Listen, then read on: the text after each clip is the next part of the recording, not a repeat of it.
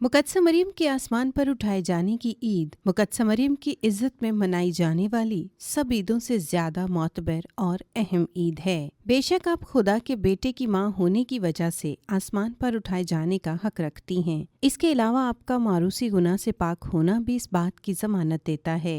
निस चूँकि आपकी कोख मुबारका से मुनज्जी दो आलम की पैदाइश हुई और आप हमारे खुदावंद के साथ साथ रहीं, इसलिए भी आपको कब्र की बोसीदगी नसीब न हुई। अब आप आसमान पर बुलंद मुकाम रखती हैं और अपने बेटे के साथ मिलकर हम इंसानों की मदद और रहनुमाई करती हैं। पापा आज़म पाइस 12वें ने 1 नवंबर 1950 में आपके आसमान पर उठाए जाने को ईमान के अकीदे का भेद करार दिया।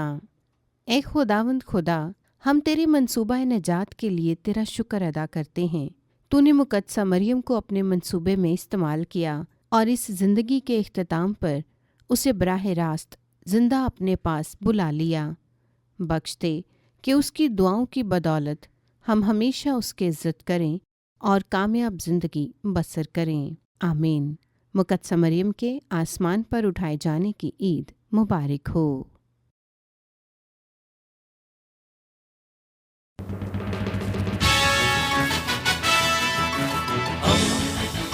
दोस्ती का पैगंबर रेडियो वेरितास एशिया।